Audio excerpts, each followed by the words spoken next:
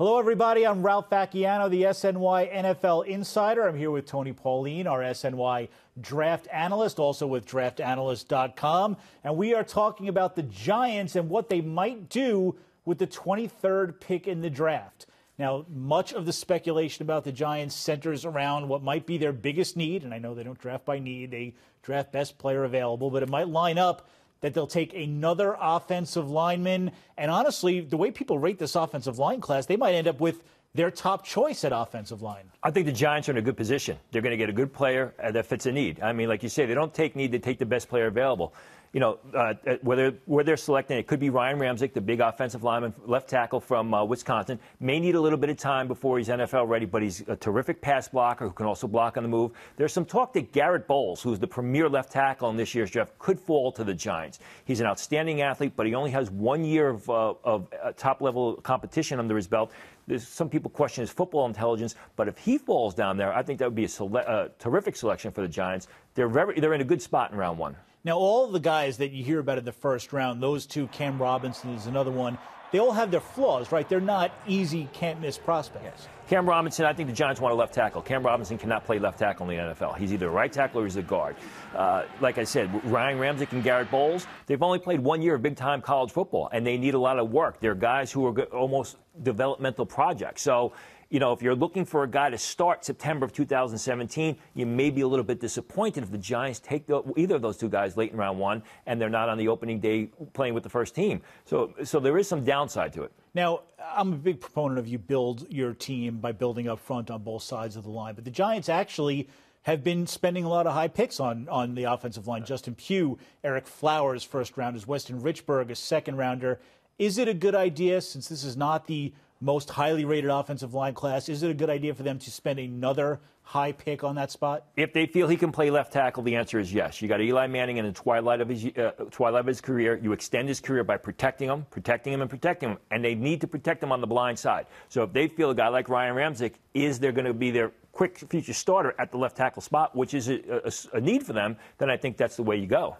Now, one of their other big needs is tight end. And I think that if O.J. Howard were to sit there at 23 or even close, the Giants would pounce.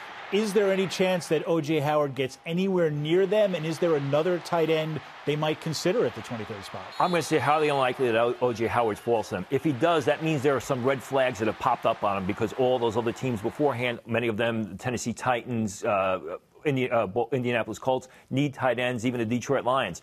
So that means a red flag has popped up, and the guy doesn't play hard every down, which means they question his work ethic, they question his intensity. But still, you know, they took the receiver out of LSU a couple of years ago, Beckham, who's turned out to be a wonderful player for him, an all-pro type of player, and he had many of the same questions that O.J. Howard has, and they took a chance on him. You get O.J. Howard to play to his ability. You got an all-pro type of tight end. The other guys who maybe they may consider David Njoku, Evan Engram, they may need a little bit more time before they're ready to step on the field on a consistent basis. All right, let's look at a couple other positions the Giants might consider. One of them is something we talk about every year with them, which is linebacker. They haven't gone linebacker in the first round since Carl Banks in 1984. Jerry Reese made a little bit of noise or buzz by showing up at the Vanderbilt Pro Day where Zach Cunningham is. I've heard Jared Davis of Florida being mentioned with them. Is linebacker a possibility? Either one of those guys a possibility for them at 23? I think it's a contingency plan if there's no top left tackle there, if there's no top tight end there, and they don't like the left tackles or tight ends that are there. I think that's the third option. Zach Cunningham is a tremendous player. He's the guy who I think is going to be a first-day starter. He's a three-down linebacker. He goes sideline to sideline. He's a tremendous run defender who needs a little bit of work in his coverage skills. He's got great size. He's got a tremendous amount of upside. Jared Davis, not as good as Zach Cunningham, but also a three-down player. Will they go linebacker? I think only if the left tackles are off the board and O.J. Howard is off the board and they don't feel that any of the remaining tight ends are as highly rated as Cunningham or Jared Davis. Okay, and last question for you. The Giants have admitted that they are at least looking for Eli Manning's eventual successor, which might not be until 2020.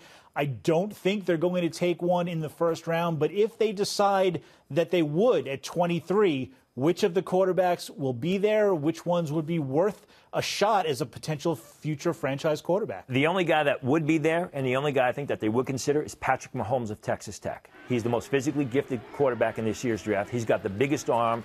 They'll be able to do things because of that arm strength that most teams can't do. Perfectly fit for the Northeast football, for the weather outside of MetLife Stadium. That is the guy who, if he's available when the Giants are on the clock, I think would be an intriguing selection for them, or intriguing consideration for them. Tony, great stuff. Thank you very much. Thank you all for watching. We appreciate it. And make sure you stay tuned to both SNY and SNY.TV for all of your NFL draft coverage.